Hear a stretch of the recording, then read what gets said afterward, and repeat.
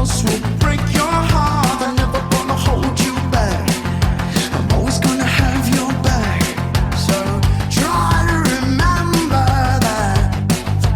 I hope you're happy. Welcome, Giuseppe, to 321 No Kidding. I am honored to meet you. Oh, good. Thank you. You put your app on there. So to kick us off, would you mind introducing yourself? Can you tell I'm very enthusiastic about this morning? Well, right on. Good. It's great to be enthusiastic in the morning. My name's Giuseppe, and I'm coming to you from the Vancouver area in a community called New Westminster. We call it New West Recovery, and it's one of Canada's largest recovery communities. Lots and lots of recovery coming out of here. Pretty proud of it. I work in a treatment center, does lots of community engagement, and over the 40-year history of this organization, it's kind of created this recovery community that's pretty vibrant. That's awesome. I feel like, was it The Realm of the Hungry Ghosts? I feel like some of the scenes from that book were up there. It's a recovery book. Am I thinking about this right? Maybe you're not. Yeah, I mean, that's about the downtown east side. The downtown east side is about a 40-minute drive, 25-minute drive, actually, if you're in a hurry to get drugs.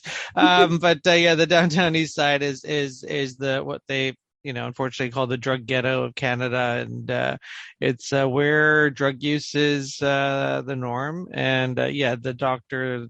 Gabor Mate. I've never read the book. I've listened to his talks about it. We actually organized a conference where Dr. Gabor Mate was the speaker. It's his experiences in the downtown east side. That's beautiful. We're all connected, right? Yeah, somehow.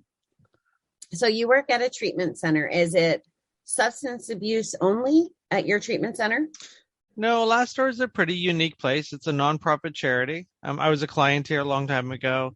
Almost all the staff are former clients. It's one of those old school kind of places. If you want to get clean, you go to Last Door.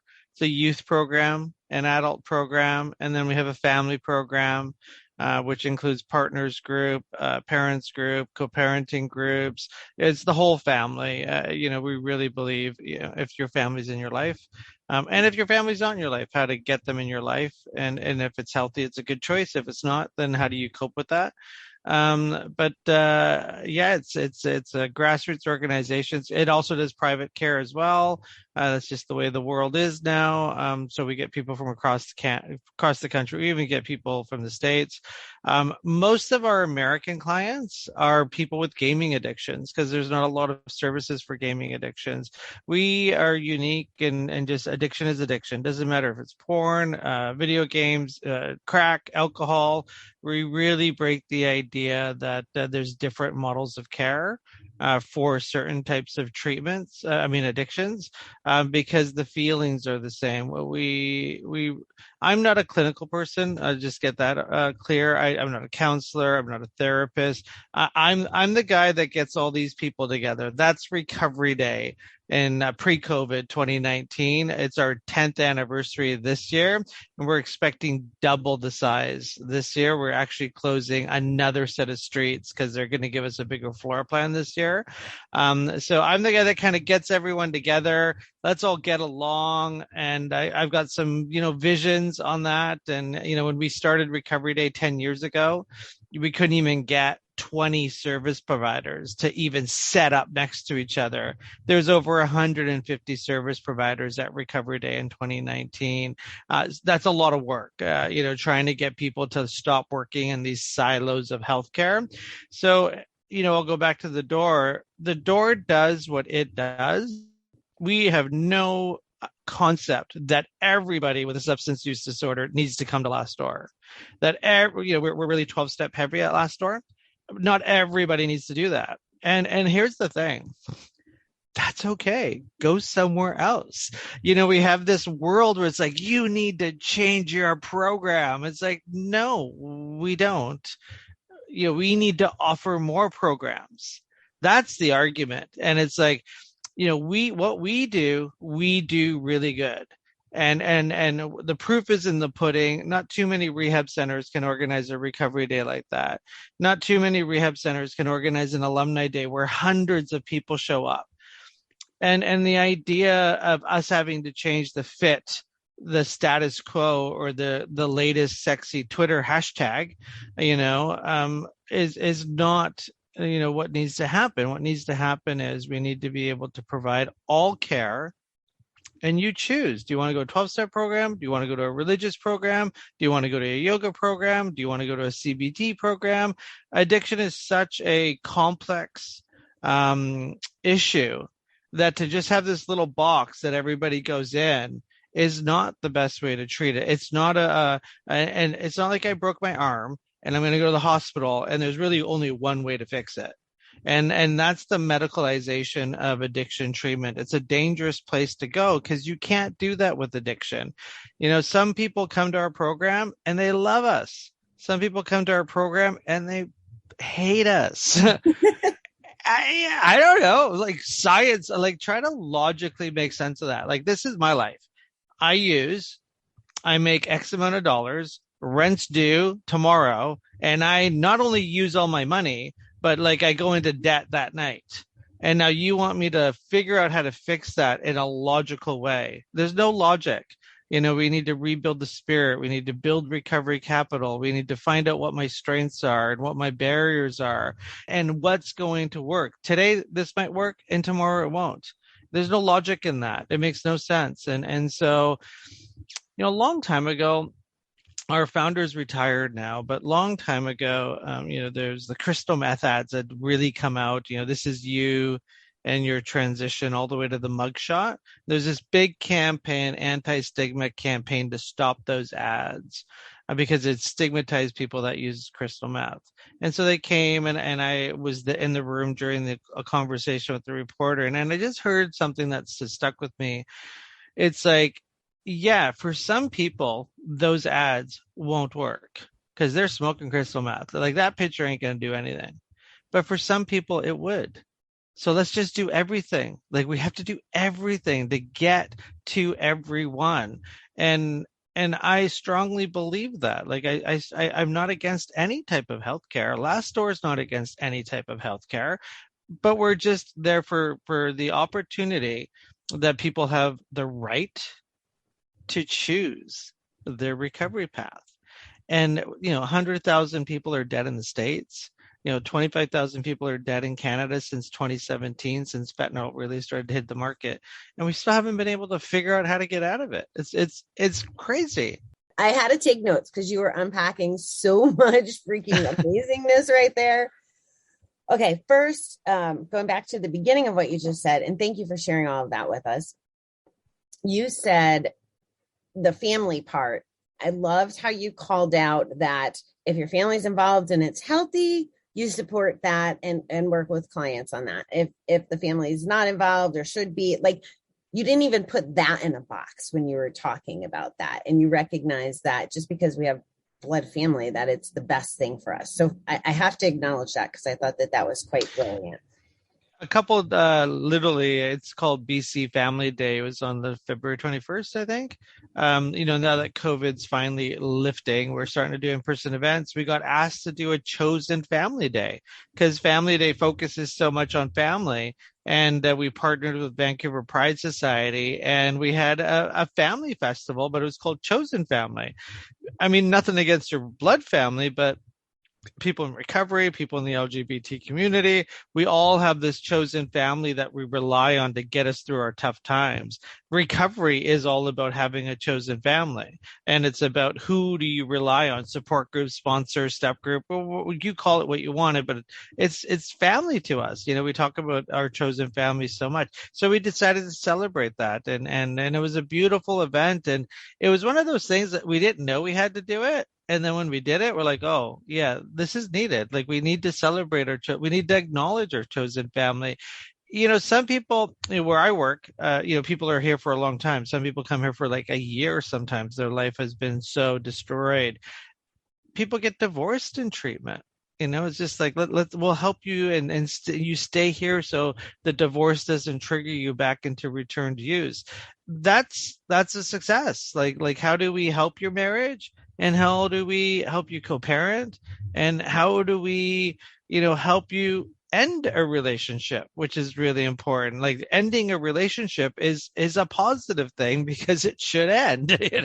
So how do you do that in a healthy way? And like if you notice, we're not talking about drugs or alcohol. Like that's gone. Now we got to deal with everything else.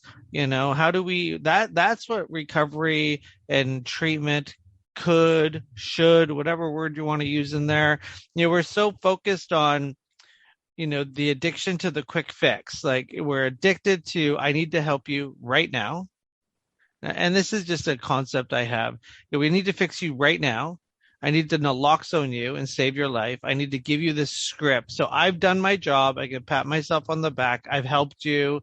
I put up my little checklist so I can do a report, and then I get a grant, or I get accolades, or I get more money, or whatever the case may be. Because look, I helped 100 people. I gave them this. That's not how it works. Like, what about everything else? Then they leave and they relapse or return to symptoms, right? Like 95% of them. Right. It's model. I don't know. I actually, that whole treatment slogan of 5% success rate in rehab, that's all just Twitter nonsense and research. And people will call me out for this, but if, we have a youth program, if a kid goes to rehab, at 15 years old, grows up, returns to use, isn't dead, didn't go to jail, finished high school, but is smoking or drinking, like that's a success. I don't care what anybody says.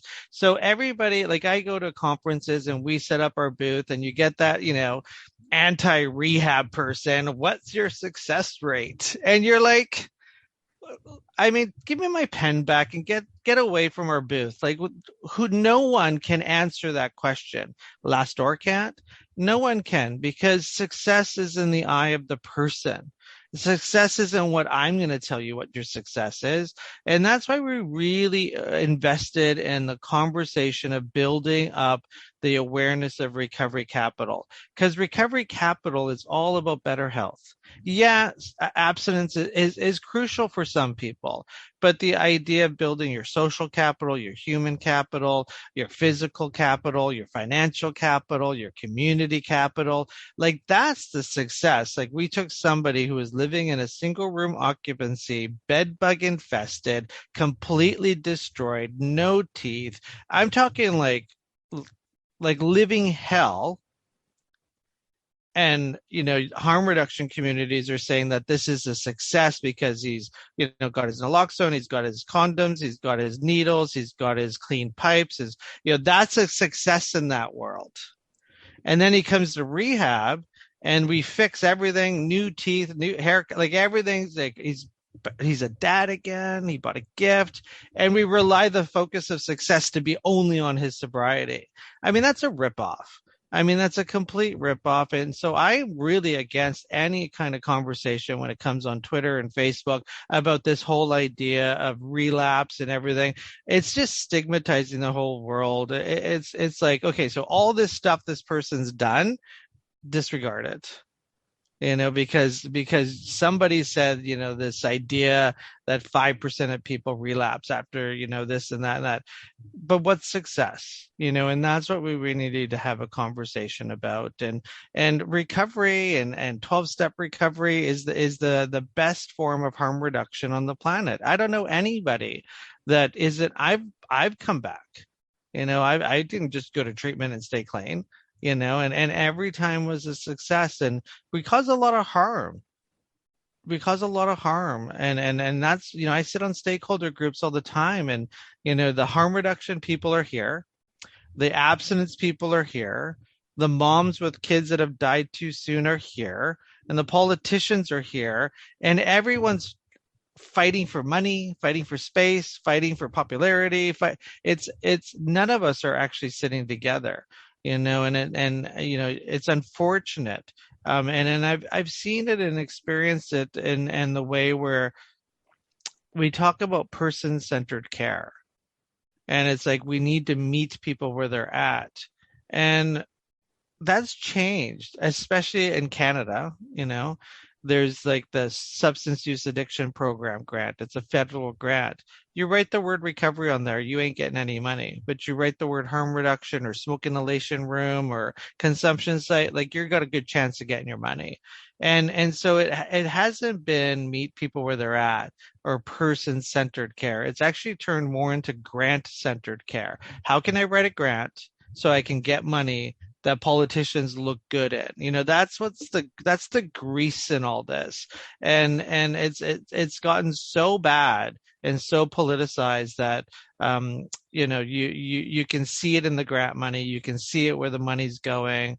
And I mean, I've applied for SUAP grants for our recovery events. We get laughed out of the room.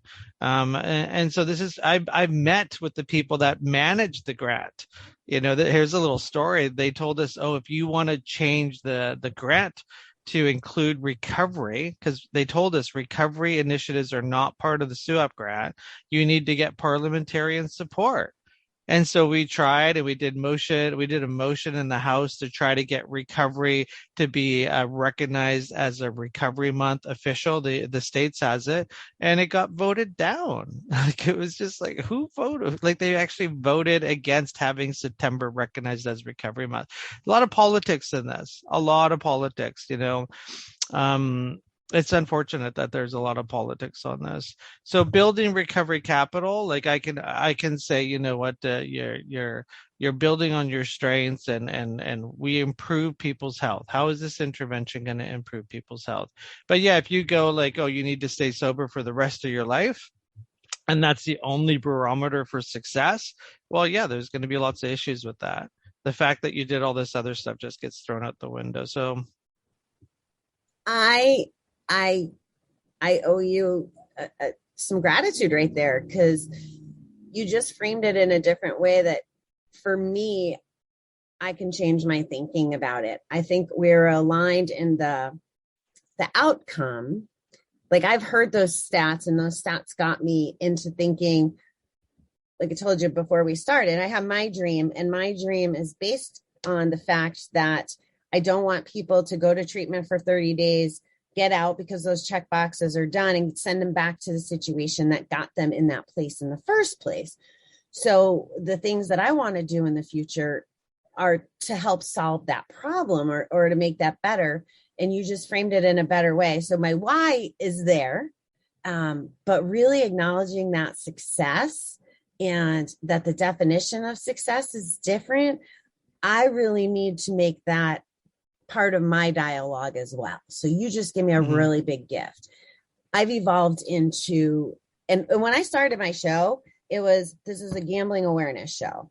And what ended up happening from talking to wonderful people like you and having an open mind and doing my own work, I realized it's not just, and I teach 12-step kind of things on the show. I've taught recovery Dharma, but the more exposure I get, the more I try to share with my audience, because I've landed at, it isn't about one thing, and every single person is different. So I love the commonality of it's addiction, the way you said it, or, if that's the language that we choose to use, but recovery can be a lot of different pathways and a lot of different combinations too. Like, I count on a bunch of different resources, and the fact that you called it, I call it a bucket, is the way I define it when I'm talking to my audience. It's, about storing all the positive stuff. So you're kind of like got your armor on for when the shit happens and you need it to avoid, relapsing or destructive behavior. But recovery capital is just such a beautiful way. It puts everything in one place without being directive. It's actually person-centered. Like, there's not one pathway to build recovery capital. It's everything. It's absolutely everything. Medication, harm reduction, abstinence recovery, meditation, all those things combined will get you with dignity to better health and giving the person an opportunity. But we're not there yet because, first of all, we have a two-tiered healthcare system. If you're rich, you get to pretty much choose where you go. And most people will go to an abstinence-based program because people want to get clean because they have enough capital in their life, they have enough consequences in life, to make that decision. But if you're poor or you're unfortunately a woman in the downtown East Side sex worker, you ask for help on Tuesday, you're going to be given harm reduction, safe supply, prescription drugs, medication, higher doses of oat. If you say, hey, I want to stop using, go to detox right now, it ain't going to happen. Like, it's going to wait in line, get in line. You need to be on this for the rest of your life. But why? Why is it's the same condition? Why are there two different treatment models? And I like to use this scenario. If that woman, the sex worker, walks into the consumption site and has a moment of like, hey, I want to stop using right now, and I want to get clean and sober, the chances of that happening are so small. For example, a woman I know who's in recovery, is in her late 50s. She spent most of her life as a sex worker, spent most of her life in jail, and she got clean late. And the reason why she got clean is she met people in 12-step recovery that would do panels in her jail. So she got rescued and inspired in jail.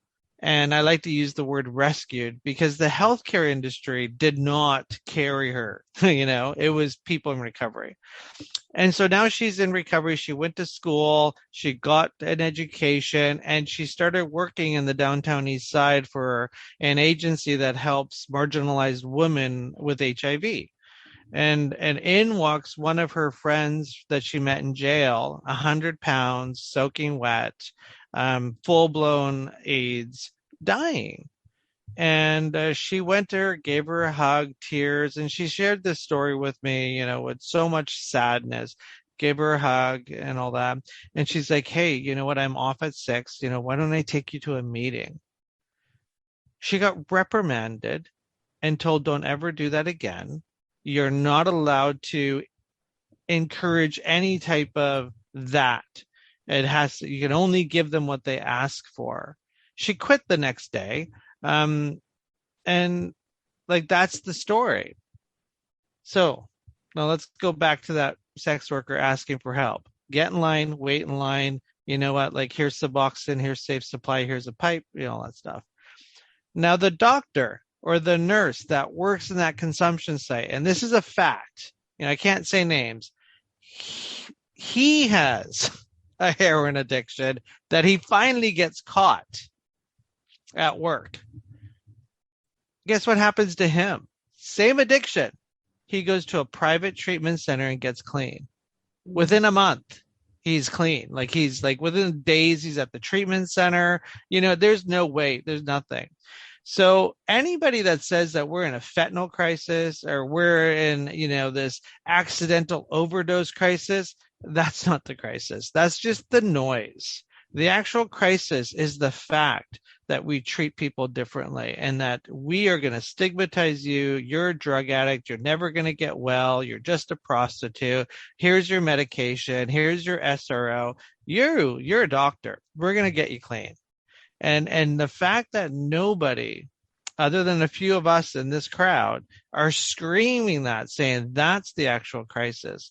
Like that woman should deserve the same care as that guy does, the doctor does. And until that happens, we're never going to get rid of this drug crisis, addiction crisis we got going on in North America. Because as an addict, I know what my worth is. And when I know I'm not the same worth as the person that's giving me healthcare is, like, that's stigma. That's the worst form of stigma, and we're creating it. We're creating it every day. It hurts my heart. It's validating so many things in my mind, but it hurts my heart to hear it explain the way you're doing, and you're explaining it beautifully for me and the audience. And you're calling out the stuff that nobody wants to talk about. Yeah. And when you're telling that story, the lady who gave the hug was acting with her heart. Mm-hmm. And she got reprimanded. If the world, like not even just the country, but just people in general started acting with their heart, what would all of this look like compared to how it looks now, right? It's just. But you know what fed all that? You know what feeds all that? These Twitter hashtags. Oh, abstinence recovery kills. Oh, abstinence recovery has a 2% success rate. Oh, abstinence recovery is stigmatizing because they use the word addict. Ooh, like that's what feeds that policy. Like that, and it's not that they're bad people. It's this organization believes all that. And that creates the policy. Let's just meet them where they're at. But that's not the sentence. It's meet them where they're at and carry them forward. It's not just meeting them there and not helping them get to the next place. And that's where that policy comes from. That's why I get really, loud about, we can't say things like this because this is the ripple effect. And I call it real world. There's these boardrooms that come up with all these policies with their beautiful balloon charts, and everyone's drinking coffee and eating donuts and shitty muffins. And they're all coming up with these wonderful policies, but real world. No one at this agency is going to admit that they don't help people get wraparound services and help them move on to better health. Every organization's AGM annual report is going to say they do that. But what happens is in real world with real people, you get these two advocates, one for recovery, you have the right to recover, and one, social justice warrior. We're going to meet you where you're at. We're not going to, push you to do anything. And people get lost in all that. People get lost. I say all the time, like people ask me, what do I do? And what are my dreams kind of stuff is a dialogue. And I'm like, I have to get powerful and influential enough to help change this stuff because politics will never fix it. It's gonna, in my mind, it has to come from not the grants and stuff, from the private, from getting everybody united, the way you said it. I don't know. I'm imagining you must see this as well. And we got to talk about the app too before we run out of time because it's pretty cool. It's pretty slick. Could you imagine if all of us across all the addictions, to your point, not just the AA guys or just the NA guys or the GA guys or whatever, if we actually all of us advocates pulled our resources and got on a call together and really made that power, we can freaking change the world. Yeah. And meeting somebody like you just warms my heart. And I mean, it makes me sad that it's going on, but it also makes me just grateful that you're out there fighting the fight for these people. We need to recover out loud. So back in 2007, I was in rehab, 2006, 2007, maybe I can't remember now.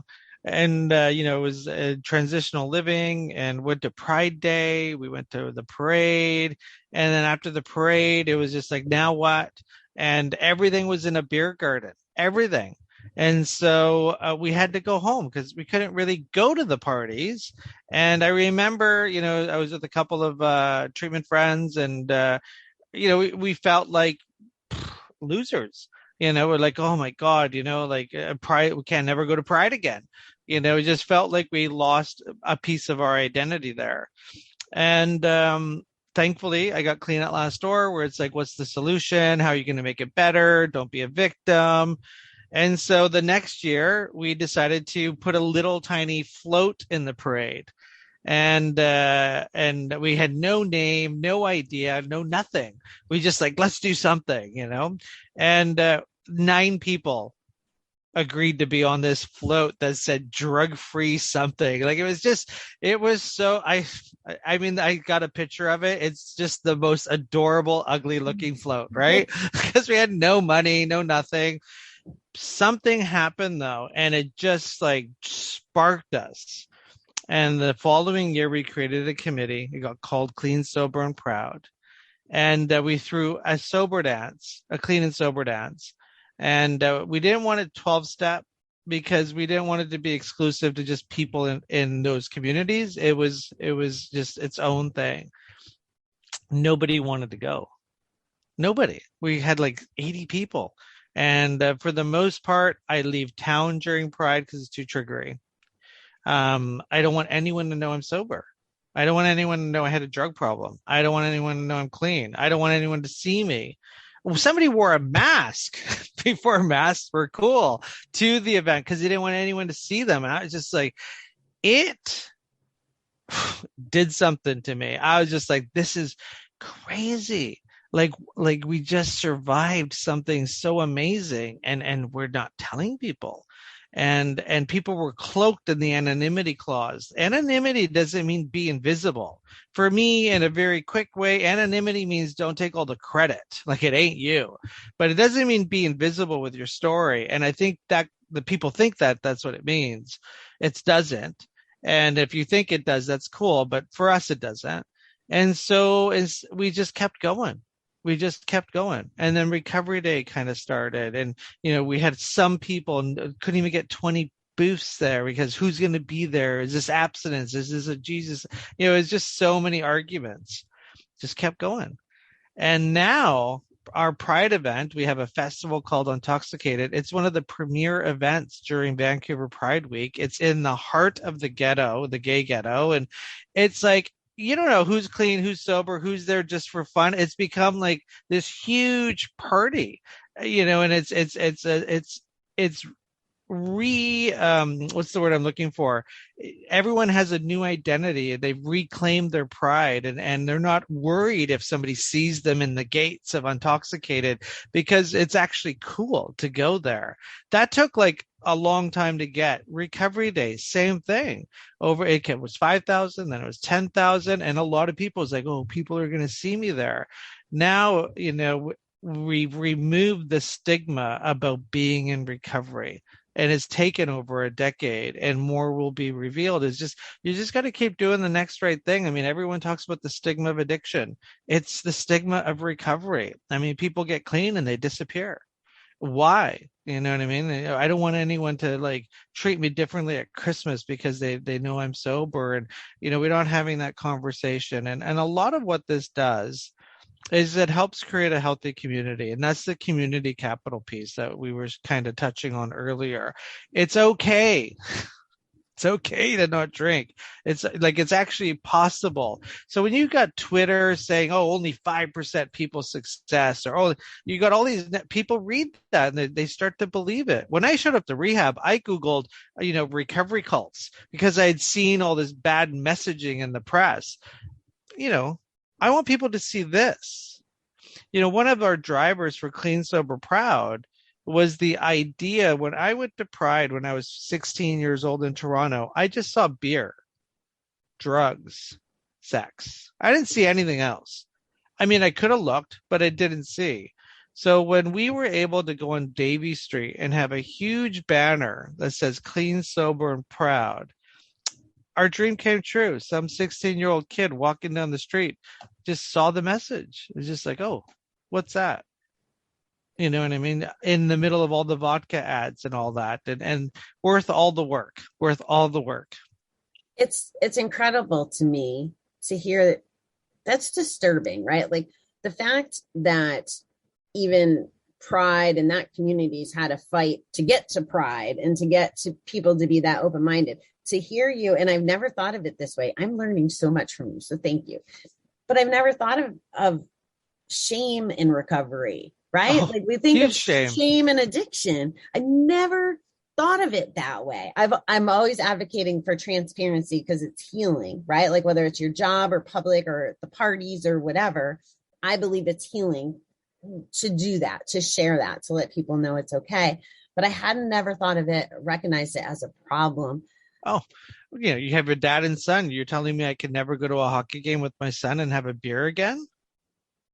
Like, how do you answer that question? You're like, 20,000 dead people. I don't know. You want to take a chance? And there's a lot of therapy that goes on with that. But like, that's that, because there's no messaging. There's no government recovery oriented response to our current overdose crisis. The province of Alberta in Canada is starting to make lots of headway in that conversation. But when you don't have a recovery oriented response, what is your response? So can you imagine cancer treatments not having a goal of remission? Like, just imagine that idea. So we're going to do all this palliative care for cancer, but the goal of remission is just no. I mean, it's not possible. Only 2% of people recover from cancer. So we're going to stop all attempts for remission. It's crazy talk, but that's how we talk about recovery. Oh, only 2%. So let's just give them pipes and safe supply. So you're saying that when you get to remission, you're not even allowed to talk about it or be excited. You're not even allowed to talk about it. Yeah. I mean, you can't go to your union rep, real talk, not boardroom talk.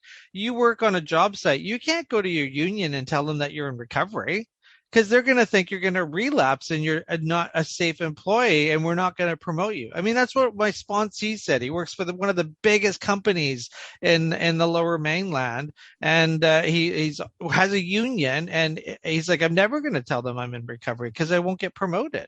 That's real talk. All these safety sensitive conferences and all these conversations, about healthcare. I mean, that's what really happens, because recovery is not encouraged. It's unbelievable. Look at all the policies and procedure books, to look at Health Canada's response to the overdose crisis. The word recovery is hardly even in the manual. We even told them, I remember writing to them and saying, it's on page 60 or something like that. Like it was why is it not on page 1? That's all I got to ask. Wow.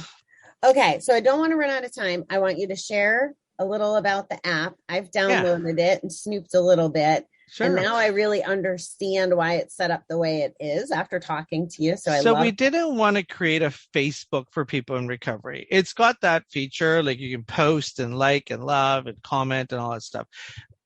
One of the main reasons we wanted to create a better app too, an improvement, is people are in recovery and sometimes they relapse, and there's these silos where it's like, if you're using and you're in harm reduction, you're here, but if you're in abstinence-based recovery, you're here, and if you're in SMART, you're there. We wanted to put everybody in one space, and I'll share a quick example. There was a friend of mine, a younger kid, who returned to use and had that real feeling like, I'm being talked about, no one likes me, I don't know who my friends are, and some of that is real, because people do talk about people. We're humans. But the other piece, because I've experienced this, is some of it's psychosis. Like, I was high and I thought people were talking about me, and so I went to meetings, I left meetings early, like I just didn't feel welcomed. And so we did an intervention on this kid. We took him out for breakfast. Hey, we're still your friends. Like, you're still, like, come to the meetings, come to the home group. Like, let's support you. And he ended up dying like the next day of an overdose. And I just thought to myself, like, if I would have had a tool to say, hey, if you're going to use, let me know, and I'll be your digital spotter. And so you never have to use alone, and no judgment.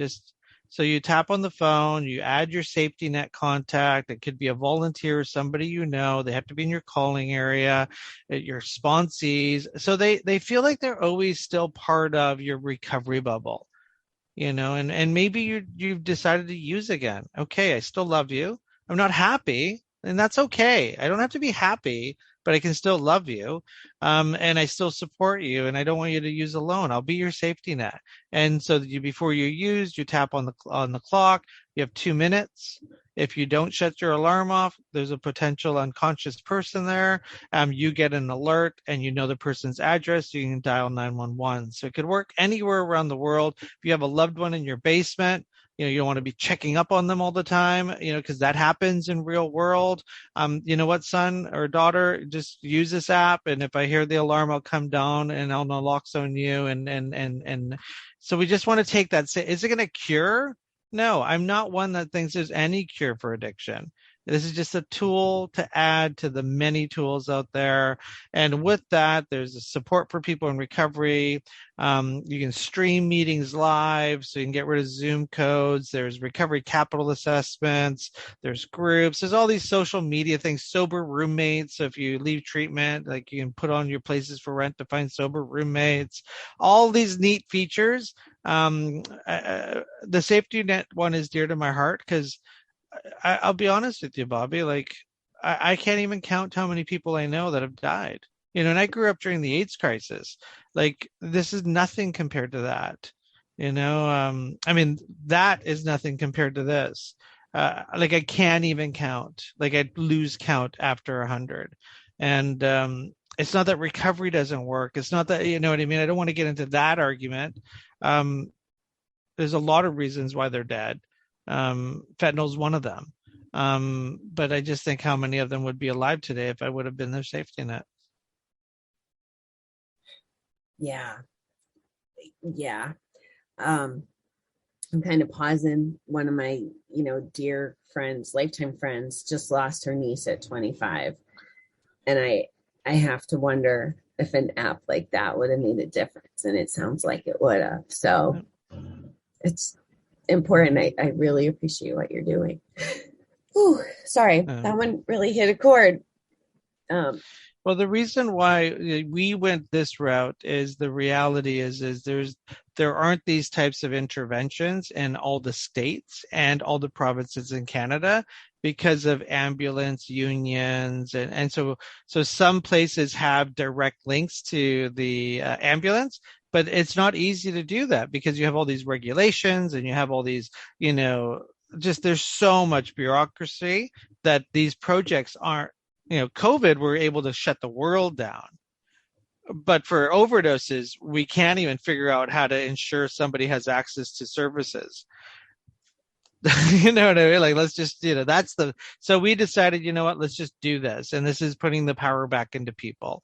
It's always, most of the times, and no one's ever done the research, but most people find recovery by accident or by people helping people. And we're just going to use that same spirit to do that with overdoses, people helping people survive them.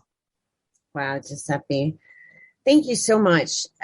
I think I have so many takeaways from this conversation. The one, like the biggest one for me that you represent and that I love about this is the open-minded. Even if it wasn't in your philosophy, you acknowledged it and was like, that's okay. And that is a value that is truly important to me. And I think it's one that we could all use, taking away that judgment or the black and whiteness of it all, because it's not black and white. It's so colorful. Look how colorful that is. Beautiful. It's so color. I mean, you go to that crowd and tell those people, that, hey, recovery is not possible. You need to be on medication for the rest of your life, no matter what. And you have this disability forever. And it's complicated because there's even a problem with me saying that because yes, some people need to be on medication for the rest of their life, but it's in Portugal, and I know this is a totally different topic. In Portugal, there's no financial gain to a physician to keep you on medication forever. And I'm not saying the physicians are dirty here in North America, but there's a lot of money being made on prescribing medications. I'm talking a lot of money. Yeah. So, like, where's the greed? An abstinence-based program tries to get you clean and sober and off the system in 3 to 6 months. We have doctors here in the Lower Mainland that are saying, hey, you're my patient for the rest of your life. Dr. Christy Sutherland, Dr. Daly, they're the head physicians in addiction in BC. They're quoted. every opiate addict needs to be on opiate replacement therapy for the rest of their lives if they plan on living a life that's worth living. Little bit of probably misread that quote, but that's what it says. Scary stuff. Yeah, that's bad because that's not true. And these doctors are making way more money than I am. Giuseppe, would you be open to us doing this again in the future? Like, I don't think a lifetime is enough to pull out everything that you have to share. We only talked about half of it. I know I'm putting you on the spot, but I really would love to do this again. Yeah, maybe we could talk about one day. I'm doing a movie called Crisis, and it's about the Swiss and Portuguese models and how we're implementing snippets of their models, but not their full models, and still calling it evidence-based. We'll leave you on a little cliffhanger. You pull out a joint in Lisbon, and I've been there and I filmed there. You can't even get somebody to smoke a joint in public on the streets of Lisbon. Wow. And that's a country with decriminalization. So there's a lot to unpack there. So maybe we can talk about that later. Would love that. Well, thank you so much for being here. Everybody, you need to check out this app. It's available everywhere, a regular app. Yeah, so you go to betterapp.ca, or you search for Better My Recovery app in your Play Store or App Store. It's free to download. There's no in-app purchases or anything. Completely free. We got a great grant from TELUS to help build this and so forth. And we've done some other fundraising events to help pay for it. So that's why it's free. And Last Door is a charity. If you want to donate to help the app get improved, you can always go to our website too, lastdoor.org, and get information about our programs and how to donate to support all this insanity. Beautiful. Thank you so much, Giuseppe. I'm really grateful for you being here today. And yeah, we'll set up something and talk about Crisis. That sounds amazing. Thank you so much. You have a great day. And you know what? Recovery out loud. Take care.